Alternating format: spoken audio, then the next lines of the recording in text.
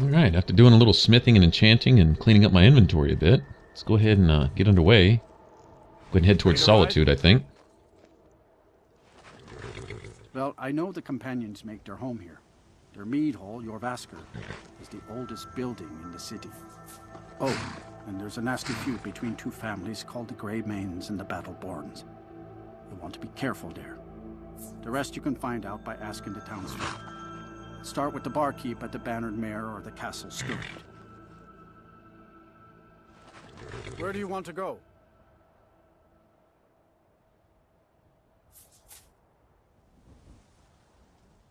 Climb and back, and we'll be off.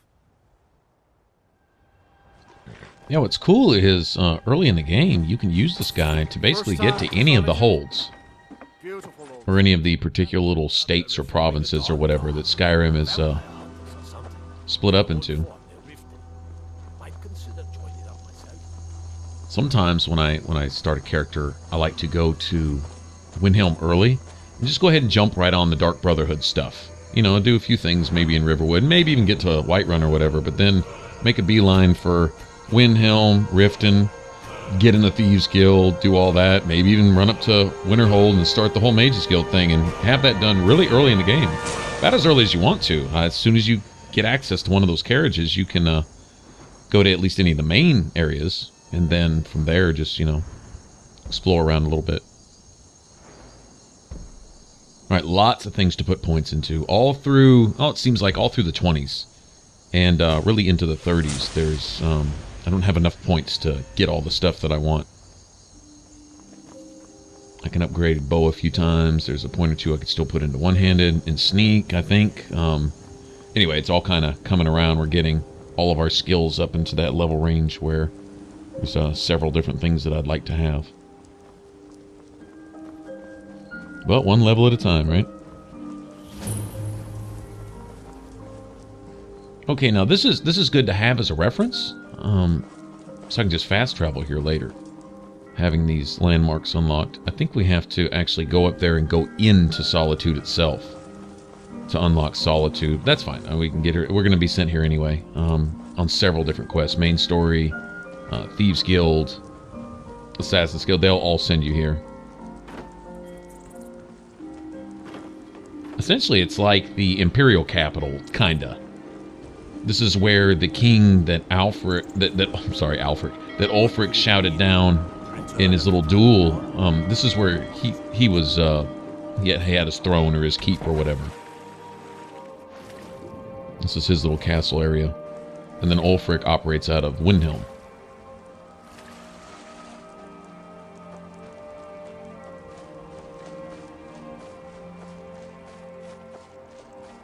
Oh yeah, this place right here. There's a lot of swamp fungal pods, like everywhere. There's a bunch of Deathbell and I think even some Nightshade and stuff around here too. But the swamp fungal pods help you make paralyzed potions. I think you can mix it with canis root, imp stool, I believe.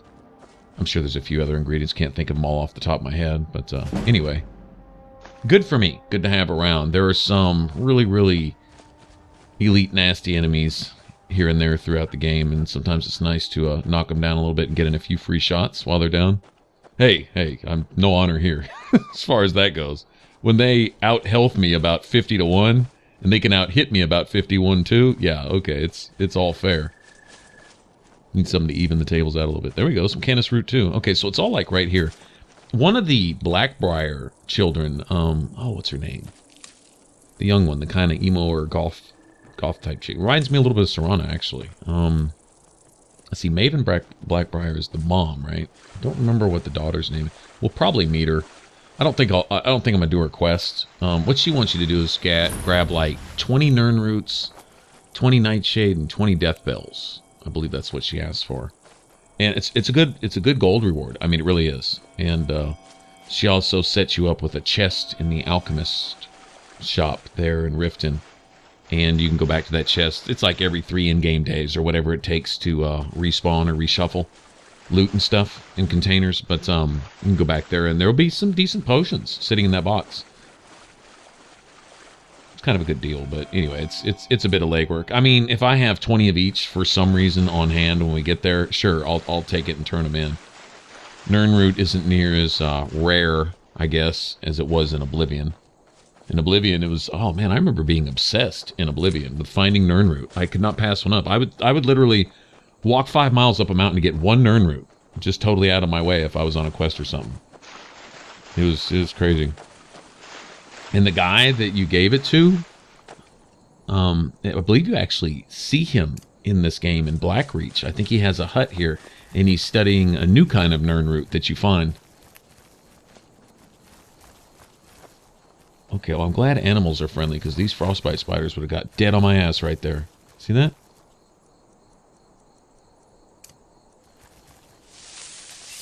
Yeah, watch. They're just not hostile at all.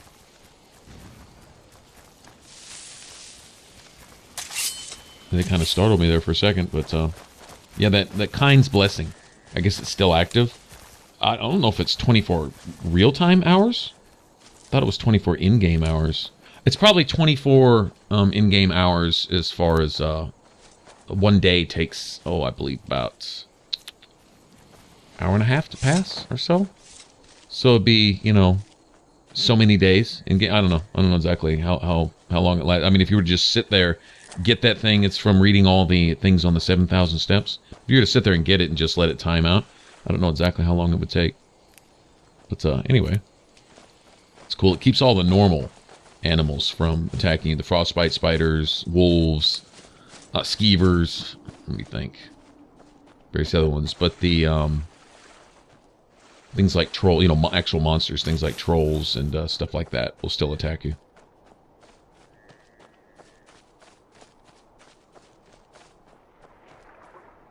We're not too far from the little house that you wake up in for the Dark Brotherhood, which we will see in the not too distant future.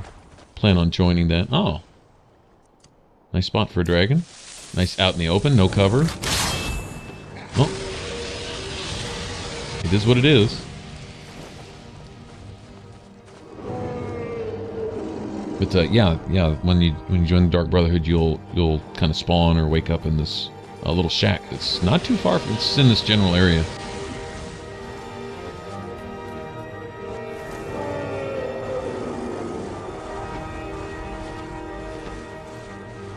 One thing that can honestly be annoying in the dragon fights, Skyrim, is dragons' tendency to get aggroed or find threat in like every living thing in range. I mean, you'll be fighting it and it'll run 50 miles off in the distance to go fight a mud crab, especially if you hit it real good. I think dragons are cowards at heart, a lot of them. But a lot of times they'll just turn tail and just run and go pretend to be preoccupied with some deer or a fox or a mud crab or a horker or something like that. And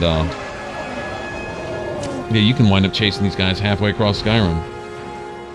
The worst part is if you've run around and chased them for an hour, is when halfway through the fight they just straighten out their wings and fly off and basically unspawn themselves, despawn. Really? Like, really?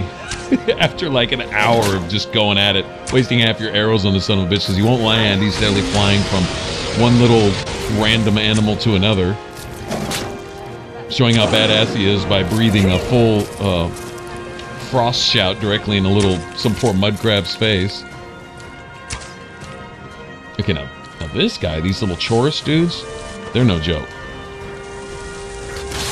Especially yeah, I could probably get one-shotted by Reaper. Maybe not. Two-shot? Pretty close to one-shotted. I'm glad he's a little more preoccupied with the dragon than he is with me right now. Fighting them both on the same front? Yeah, that would probably end pretty badly.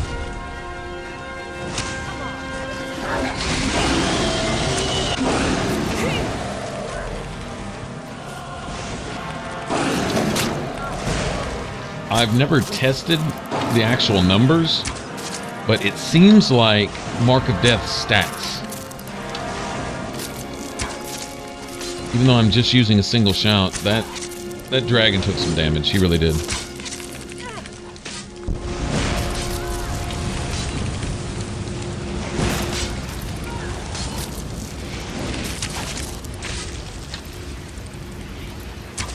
Well, I could unlock some shouts, or I could save this for my mark for death shouts too. I like to get all 3 of those words unlocked as soon as possible. We're not too far from getting the other 2 words. Okay, we'll do this. We'll go get the Horn of Jurgen Windcaller and do whatever we need to do right after that. You know, kind of like main story stuff, and then go ahead and head to Windhelm. In fact, it seems like after you get the horn and you go through everything you have to do, you wind up not too far from Windhelm. The story kind of naturally takes you over there, just around the corner. So, we'll go over there, go ahead and meet Aventus Arentino, performing his Black Sacrament or whatever. And then right down the road, just to the west, is one of the marks. It's in a cave that you... it's a little quest you run for an alchemist to go find the... some little magic file or something that makes like endless potions or something. Anyway, he sends you on this little quest to go grab that. It's a great loot quest too. Pretty hard enemies in there. They usually scale pretty well with how I level. I've had problems in there.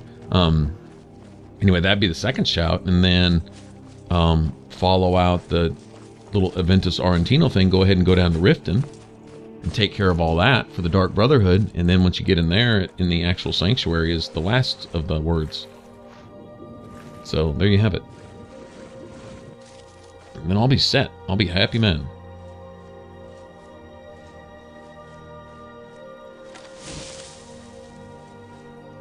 From what I can tell, the backstory to this cave is apparently some necromancers are here, and they raised up some bandits, and the bandits are like rebelling against them. I guess they cast bad spells or whatever, but they wanted some thralls or minions or zombies or whatever, and here you have their summons fighting back against them. We'll find some more of this when we get inside too.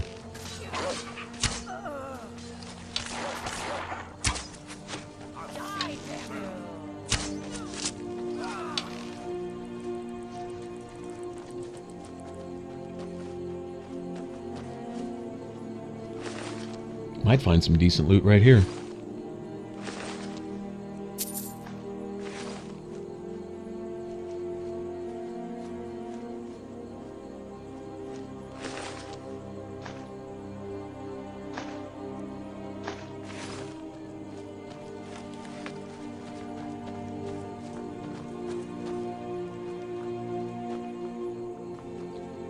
Alright, let's get in here and see what's going on.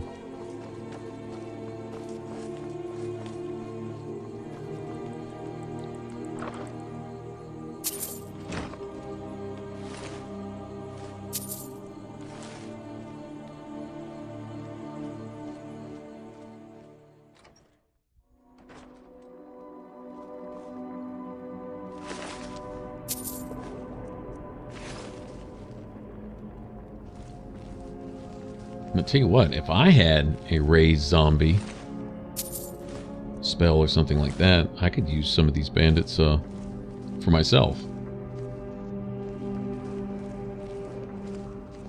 I think we've graduated past bandit thugs. I think we're into highwaymen and stuff like that. And those guys, those are bosses. Those they're no joke. They really aren't. Find a highwayman with a bow. Just a simple, stupid longbow with iron arrow. They'll one-shot you. I mean, like, with a quickness. Don't let them hit a critical. They won't just one-shot you. They might knock you through a wall, through the next building, up a mountain, then off a cliff on the other side. I mean, they hit hard, hard.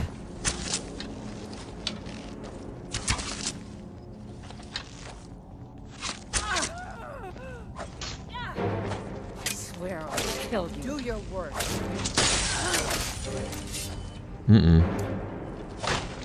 When I know bandits around and I see arrows flying, I get real cautious.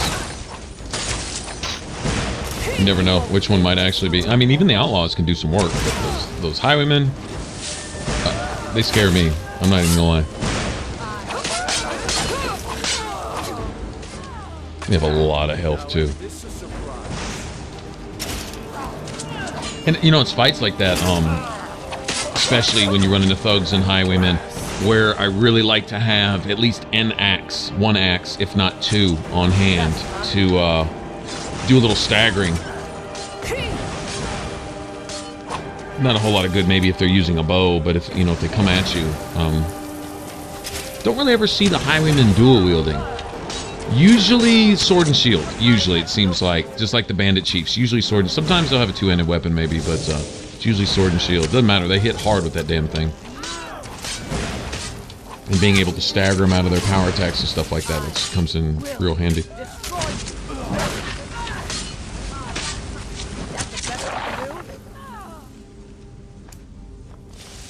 I know stagger, or I guess you could call it poise break. Be more of a Dark Souls term, but being able to stun, stagger, knock an enemy off balance, break their poise, leaving them unable to defend or attack, even if just for a split second.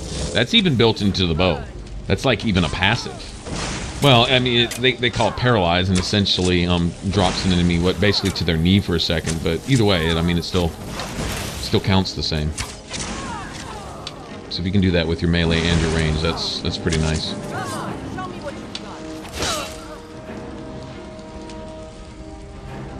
Get her, Uthgerd. Get her.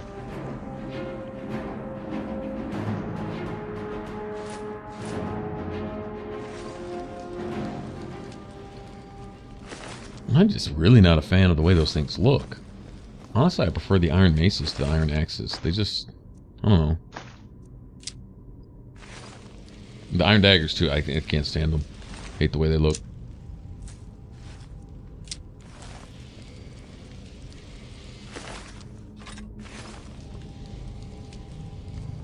I think there's something to be said for just how hard or how much damage you're doing, too. Like, if you do enough damage on a single swing, chances are that'll produce a stagger effect in and of itself. Like I say, it seems more likely. It seems to happen more often with axes and especially maces, but perhaps just doing some really good spike damage.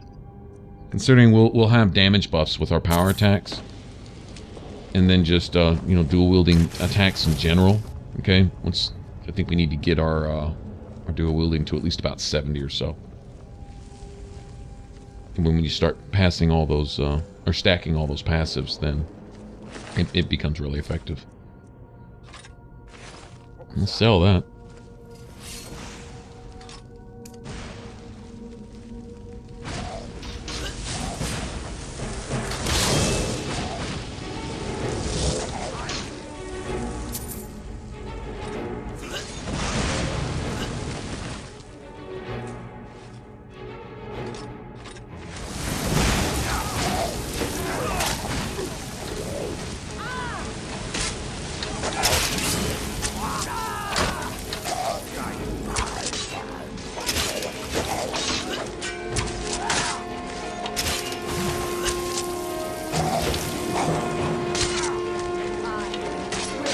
We walked into a rumble here, didn't we?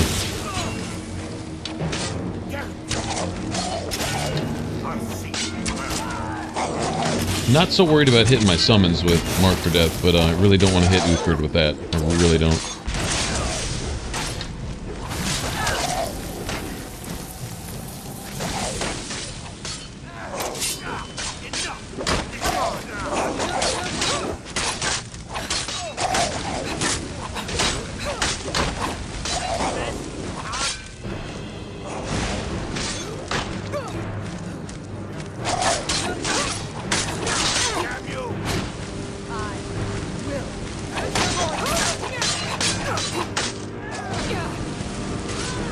Uh-oh.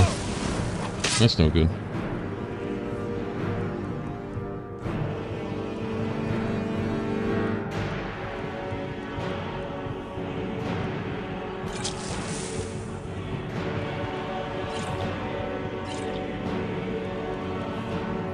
Well, looking ahead, this is actually a pretty big dungeon here. Think of it.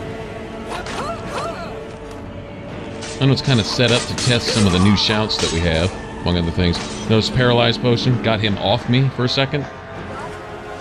Just enough to finish him off. I should be in the habit of using the Breton racial ability, where you can absorb at least some magicka. It's pretty handy and stuff like that. I always forget. I don't even think about it. Usually my shout button is for shouts, and yeah. I think if I was playing an orc, I'd probably use a racial passive a lot more.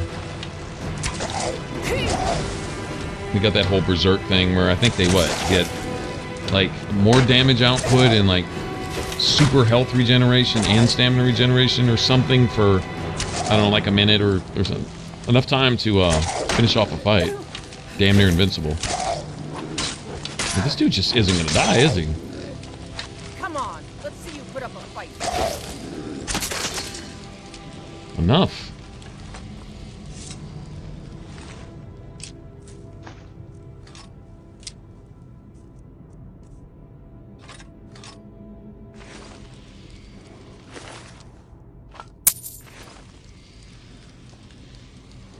Okay, so I think I remember this whole cave pretty well. This whole crypt, dungeon, barrel, whatever you want to call it. I recall where most everything's at. I know there's a few out of the way loot places. There's at least one more skill book in here.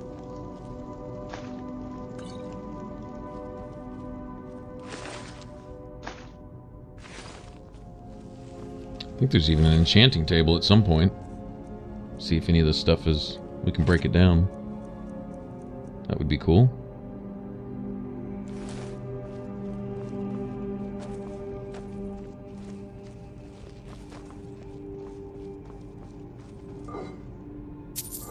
Okay, now it's time to loot every single container. That's right.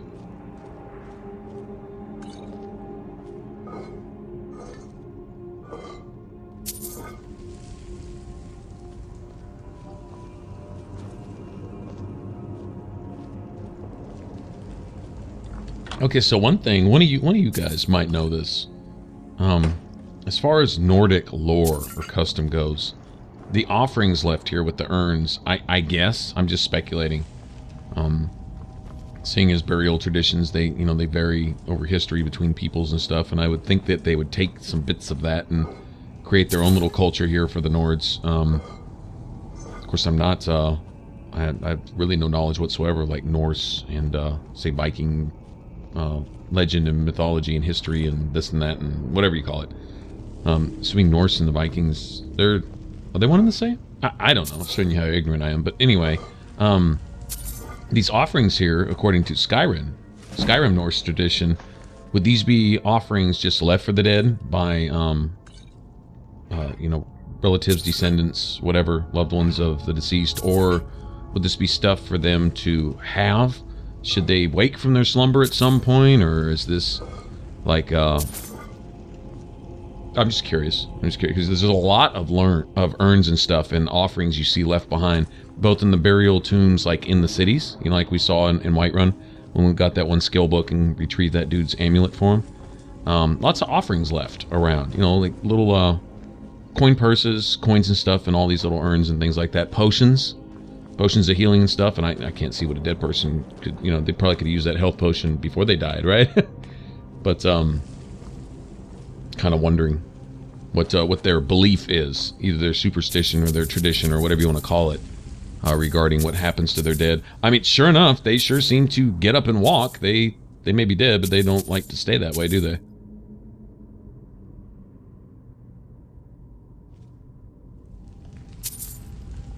Odds are pretty high if you go into a crypt, one of your loved ones is going to be standing there with a sword trying to get you to join them. So, I don't know.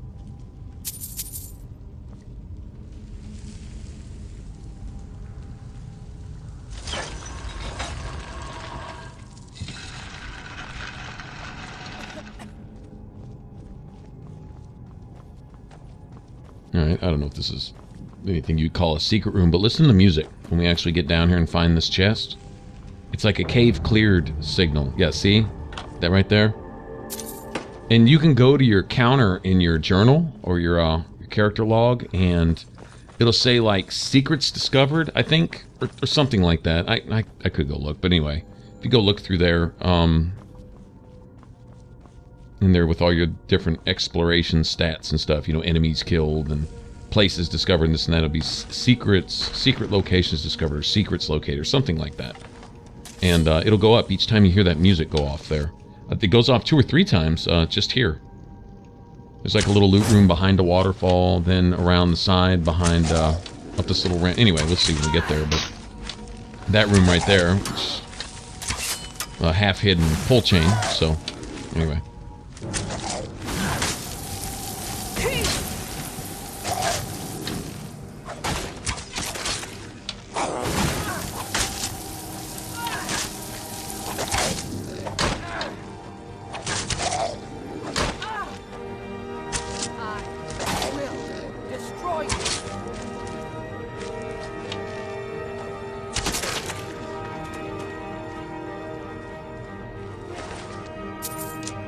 Okay, so like I was asking about the urns and stuff, another thing I've noticed in a lot of the bigger barrows or crypts are even tables. They go so far as to set tables out with like feasts on them, and you'll see like thrones set up. Some of them are pretty elaborate. It almost looks like they're having councils, and you'll see Draugr and skeletons set up on these thrones, and sometimes they're even arranged in a pattern. And half the time they're getting up, you know, to ambush you. But why would they build their tombs like this unless they expected their dead to come back to life? That's kind of my question with the gifts and stuff. Is, you know, why? What's their beliefs regarding these things? There was obviously something to back them up. Because, like I say, these things sure seem to get back up and walk around.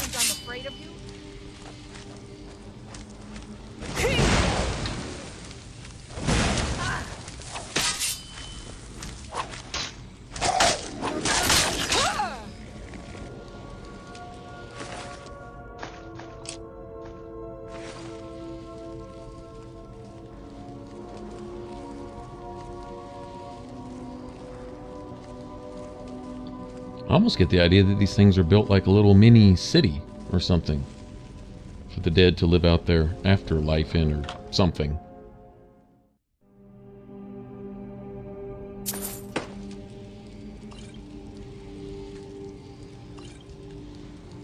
I expect in another 5 or 6 levels we'll start finding some really decent stuff. What are you in? Dwarven and even Elven stuff. I know that they go in like level ranges. After a certain level, you'll start to see stuff. So after Dwarven would be... See, it goes from Iron, Steel, Orc,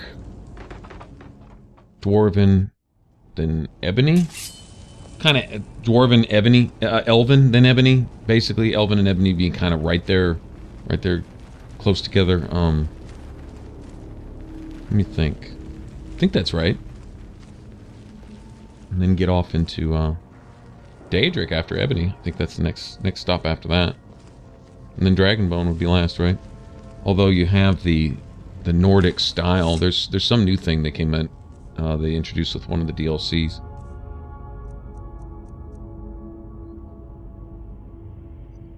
Be some kind of cool stuff to make and use, but we're sticking with iron, baby. Iron all the way.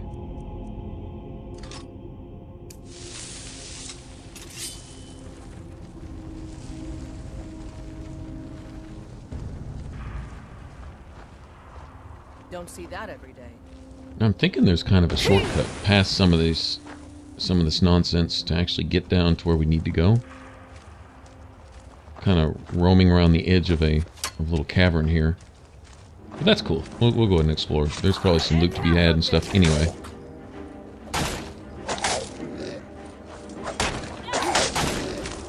Trying to sneak up and get a soul trap.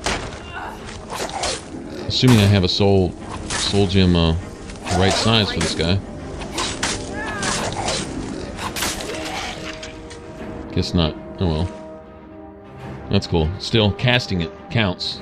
Even if you can't trap it, casting it counts in and of itself. Good enough for me.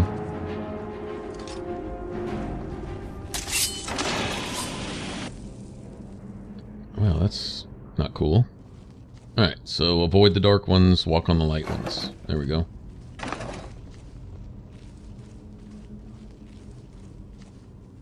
I can do that. Now, I can't speak for Uthgerd. Her ability to do that is probably questionable. Alright, so we have this feast hall. See? For lack of a better term, I'd call it a feast hall. These tables set out with food here and all this. Now, these may not have been designed for the Draugr. They could have been designed for the priest responsible for staying here and watching over the dead. Well, it's a hell of a day job, right? Just watching dead people to make sure that they're, well, dead, I guess. Or stay that way. Well, if their job is to make sure the dead stay that way, they're doing one hell of a job. I'll say that. I will destroy you. In your face.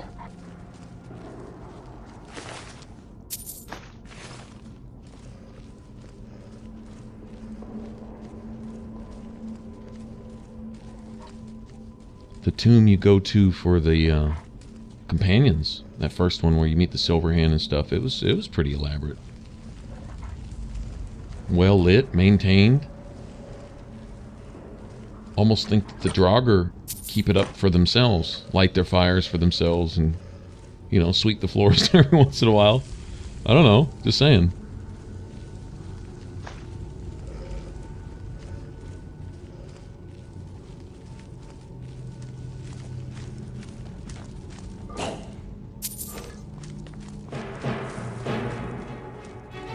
And, of course, the cheese wheel. Wouldn't be a feast hall without a cheese wheel.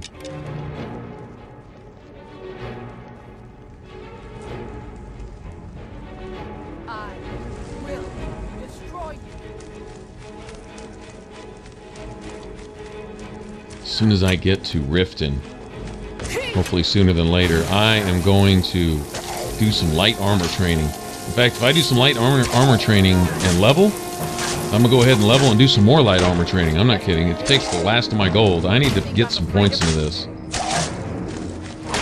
If it looks like I'm playing scary, it's not so much anything but just the simple fact that I can't take these hits.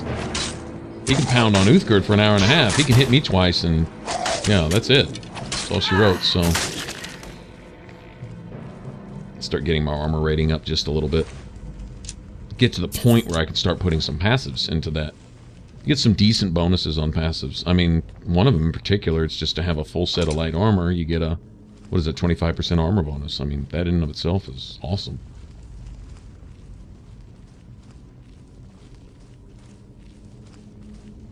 I'm thinking I may go with the full Forsworn gear, even the halfway ridiculous looking headpiece.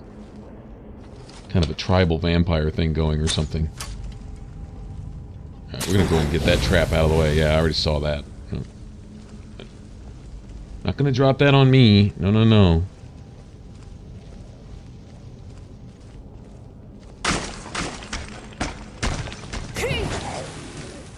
Actually, I probably could have saved that trap for these guys, huh? Oh well.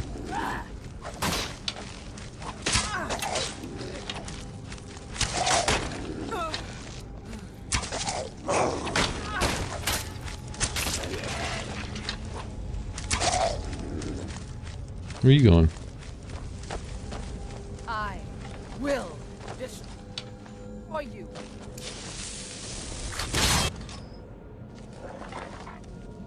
Just to free summons real quick.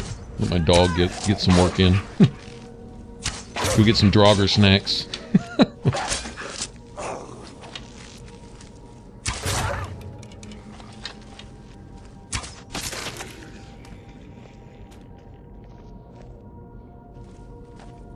Alright, there we go.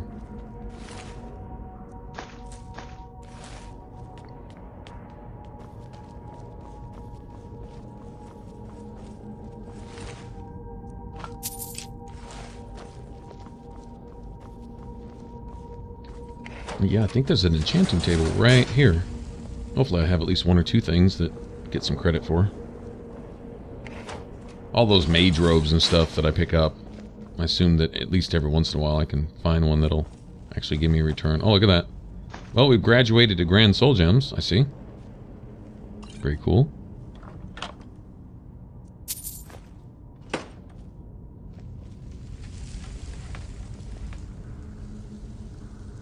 I like to start finding some of those shields with enchantments, like, especially block. I want block.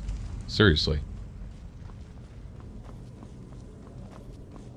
If I could get block and... can you put a heavy armor enchantment on a shield? I don't think so. I think all you can do is, like, blocking and resistances, like fire, shock, stuff like that. I don't think there's a lot of, Maybe heavy armor rating, maybe. I know you can't put stuff like archery and one-handed or anything like that on there. I'm pretty sure it doesn't let you really have any offensive stuff go on a shield. Alright, here we go. Here's, well, getting to the bottom of this place. Sort of. Still got a long ways to go. Alright, so this is like an opportunity to use that whirlwind sprint shout. This little set of broken catwalks here.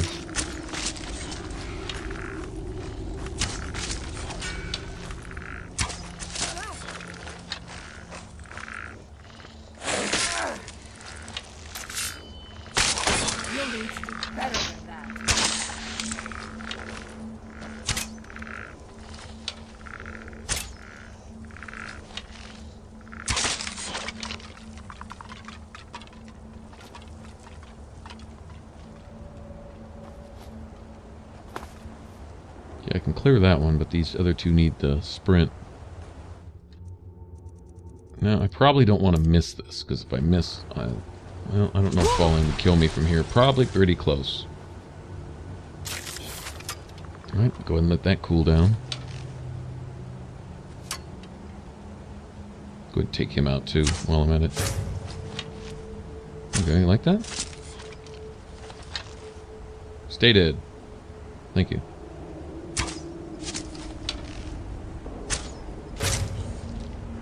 Bam.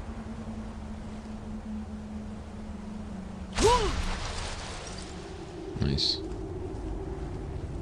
Call this my secret stash, secret loot room over here.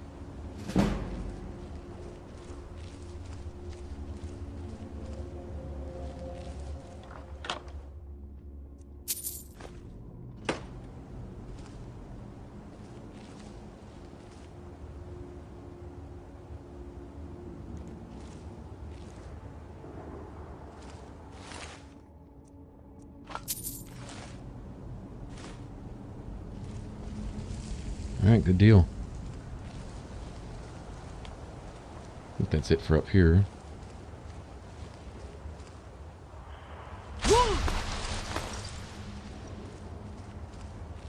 That's a pretty cool shout. Not gonna lie, that's pretty cool. Alright, so we got one more skeleton around here somewhere, but I think that's about it.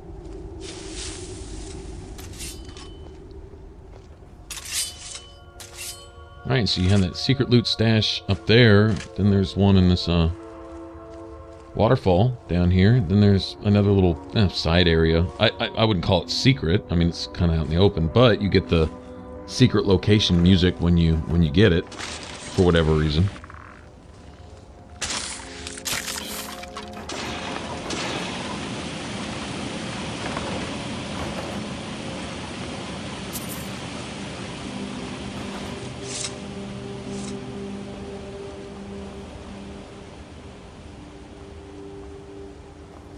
Should be 2 potions sitting over here too. One on top and one knocked over. Yep, those have just always been there. It's crazy how some of that just kind of sticks in your head.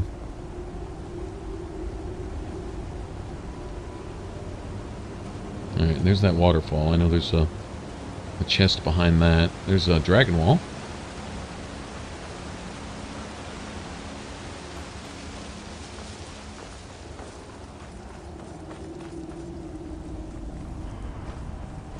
If you remember talking to the Greybeards, you asked the guy when you get to meet Paarthurnax. Or we will get to ask him that here in a minute. When we return the horn to them. But he says you'll know when you're ready. And there's several shouts you need. I don't know that you necessarily need them to get up the mountain. It seems like you can find a way around that. But anyway, like one of them is like Calm Storm or something. Okay? You can like calm the weather and make it all bright and, you know, with the birds singing and stuff. All sunshiny day and everything. Or whatever. And then, what else you need? Anyway, there's a couple shouts that you can use going up this trail to go meet Paarthurnax, which is the Greybeard's leader. The stones going up these 7,000 steps make it obvious Paarthurnax is a dragon, if you hadn't figured that out. I mean, it's pretty clear about that.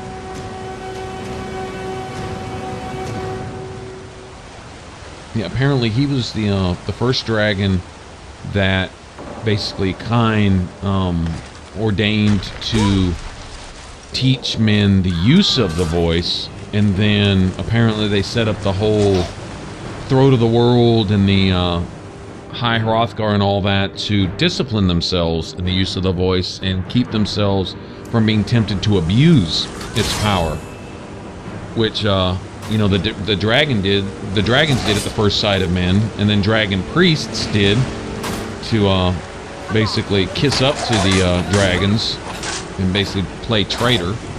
That's the impression I get.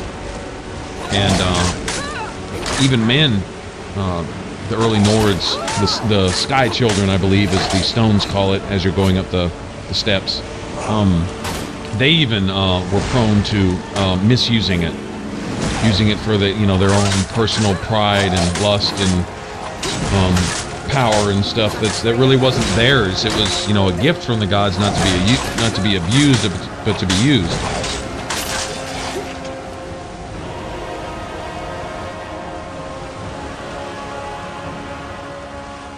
I guess as people, we don't really learn from our mistakes, and we might find something that will help us defend ourselves from something that's trying to destroy us, and then turn right around and use that same thing in the same fashion as the people who were trying to destroy us were using it. You know what I mean?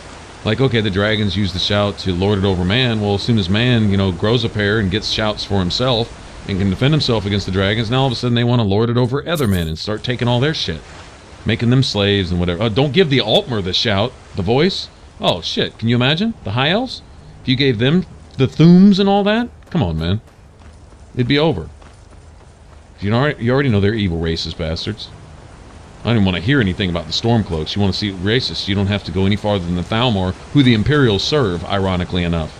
Give that a little bit of thinking. Yeah. Take a gander at that, and then reconsider, maybe, your allegiances, so to speak. It's kind of been one of my things here is, when I say Stormcloaks, oh, so you're racist, huh? No, actually just the opposite. I don't view the Stormcloaks as racist overall. I don't know if there's some bigots mixed in there. Tell you what, there's bigots in every society, and if you say you're not racist, it doesn't mean you're not one. There you go. And some people that people say are racist aren't, so I don't know. Everyone's just so quick to judge and label. All the while, they cut you down for judging them and labeling them.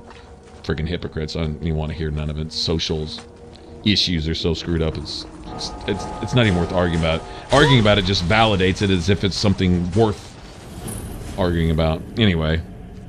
But, yeah, in this, can you imagine the Thalmor? It'd be like giving Nazi Germany all of their weapons, a couple years, beforehand. The ones that they were developing and stuff, right? Imagine if they had a stockpile of all those about 4 or 5 years before they actually, it'd have been a whole... History wouldn't look the way it looks right now. Things would have been quite a bit different.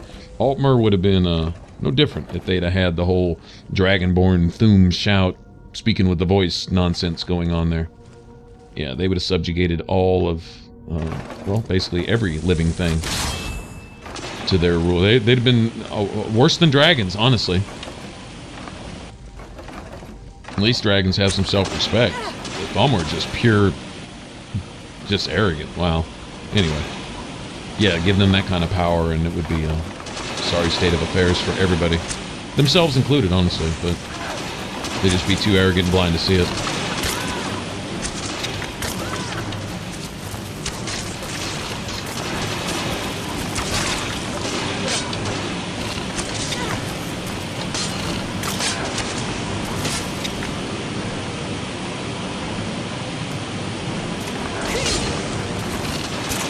Also, one thing I'm not real clear on is way back in the day, in the Dragon War, I would think that not every man had the voice. That it was just some, it was just a few. I mean, the beginning of the Dragonborn and that lineage, which would go, eventually. I think the first called to be Dragonborn was Tiber Septim, but he wasn't the first using the voice. I think that would be Jurgen Windcaller and whoever else was with him and his armies, and exactly how much of his armies using the voice made up a percentage of the population, I really don't know. I'm kind of curious. Like, like I say, I'm sure it wasn't you didn't have, infants and women out there, shouting for their husbands to come for dinner type of thing. I don't think everyone had the voice type of thing.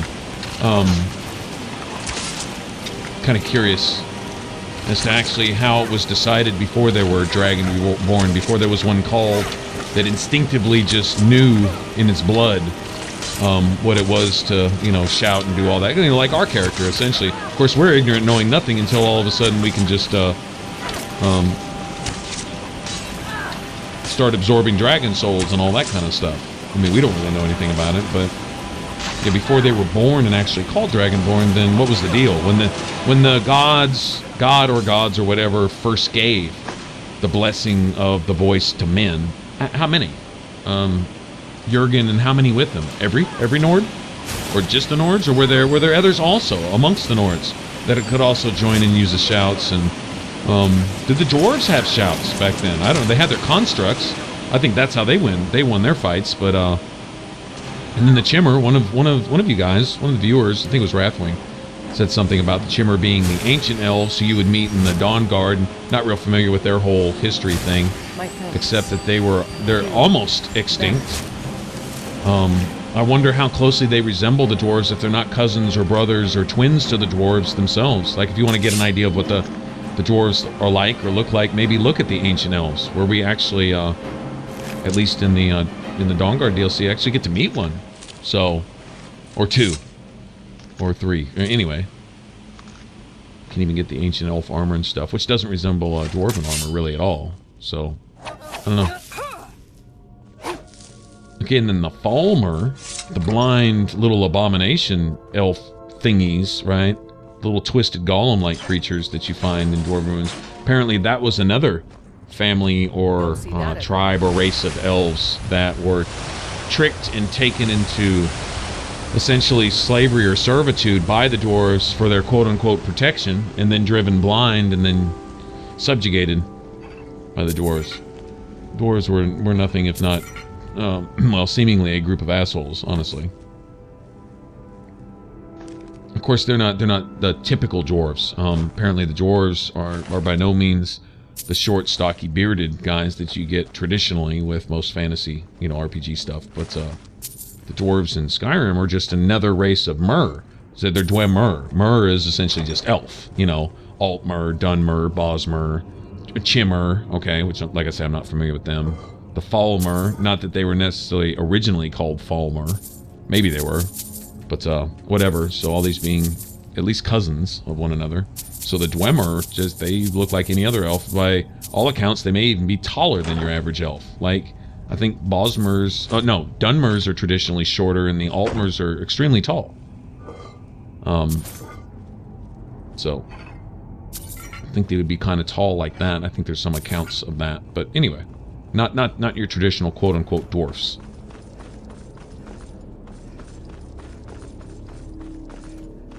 Alright, so we go through all that trouble, we finally wind up at that altar where the horn's supposed to be, and of course it's not there. So we need to go locate it. Someone says to get the attic, to rent the attic room at the inn in Riverwood. Of course there is no attic room, but we'll go ahead and follow this through, investigate, see what's going on with all that. But other than that giant frostbite spider, there was no real, I guess you say, epic boss battle at the end of this, which is fine with me. Wasn't really in the mood to face like 5 Draugr overlords or anything. Yeah, no thanks. Although later I'll be more than happy to fight 5 Draugr overlords, because they'll probably all be carrying a ebony weapon that's going to be worth, you know, roughly about 1,000 gold apiece to me. Yeah, I'll take that.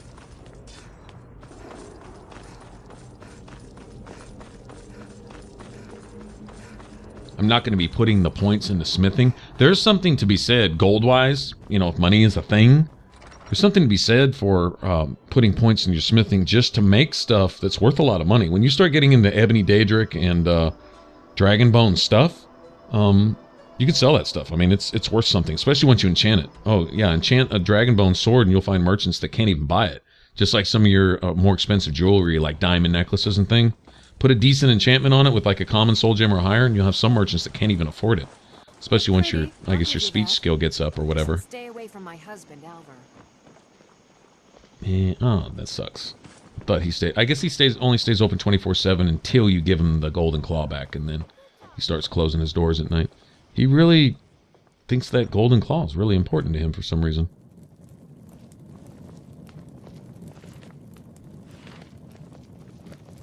All right, we'll recognize this lady. It's my business to keep track of strangers. Attic room, eh? Well, we don't have an attic room, but you can have the one on the left. Make yourself at home. Okay, so this is the lady that was standing there by Farengar when we brought back the Dragonstone from Bleak Falls Barrow. Standing there looking all sneaky and ninja-like and everything. Okay, so this is her whole cloak and dagger thing. She intercepted the horn from us. Pretty clever, knowing that the Greybeards would send us there. Apparently she knows enough about Greybeard tradition to head us off at the pass, So grab you're the that so that she could get our ear, Hearing essentially. so much about. I think you're looking for this. We need to talk. Follow me. I'm not saying her heart's not in the right place, but she's definitely no friend of the Greybeards, much less their leader, which we'll find out much later.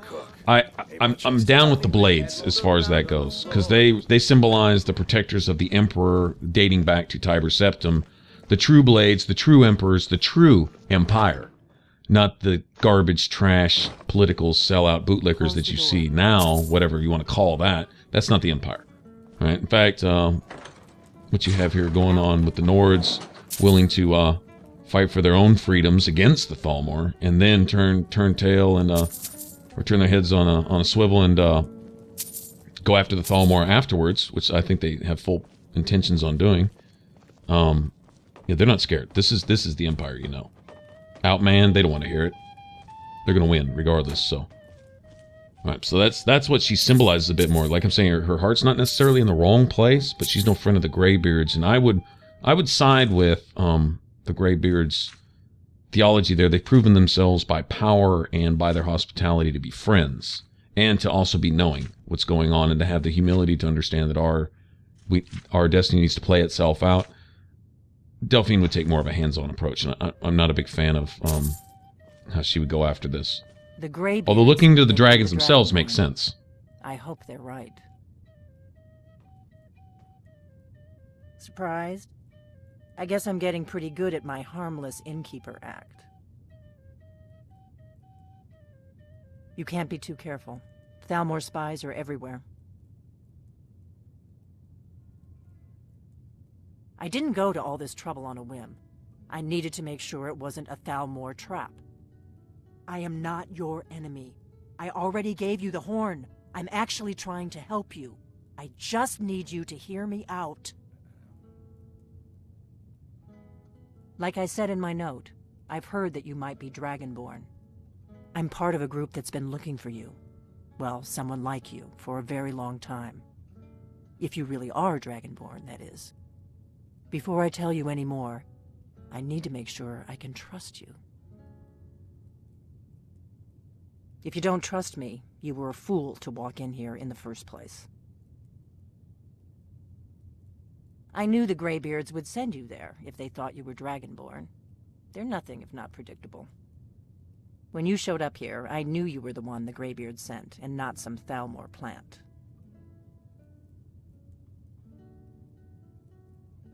Yes, we're very old enemies. And if my suspicions are correct, they might have something to do with the dragons returning.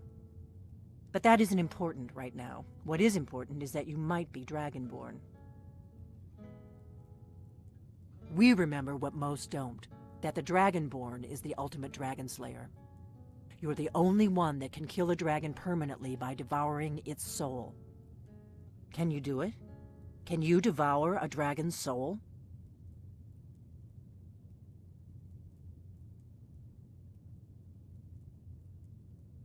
Good, and you'll have a chance to prove it to me soon enough. Dragons aren't just coming back. They're coming back to life. They weren't gone somewhere for all these years. They were dead, killed off centuries ago by my predecessors. Now something's happening to bring them back to life, and I need you to help me stop it. I know they are. I visited their ancient burial mounds and found them empty. And I figured out where the next one will come back to life. We're going to go there, and you're going to kill that dragon. If we succeed, I'll tell you anything you want to know. Kynes Grove. There's an ancient dragon burial near there. If we can get there before it happens, maybe we'll learn how to stop it.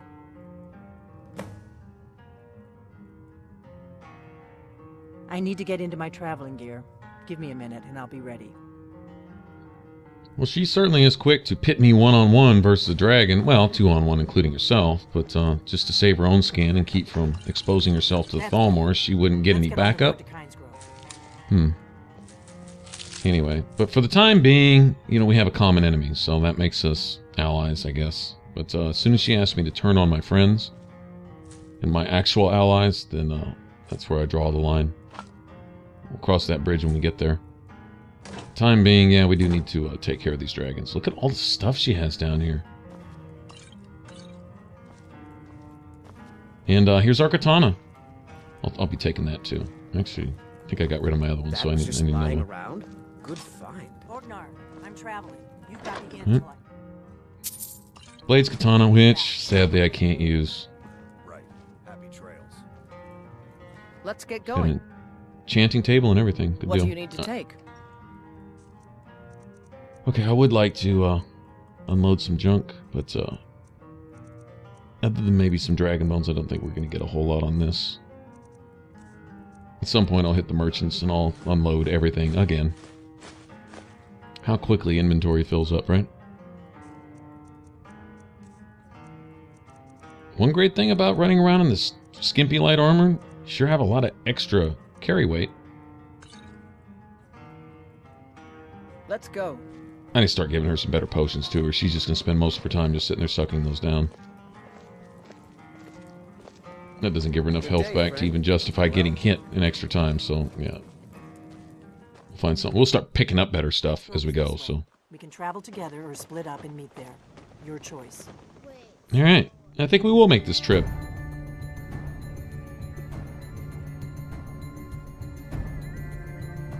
Alright, if you want to subscribe, click that button up top, and if you want to catch the rest of this Let's Play, click that image in the middle. Alright, appreciate you watching. I'll catch you on the next one. Bye-bye.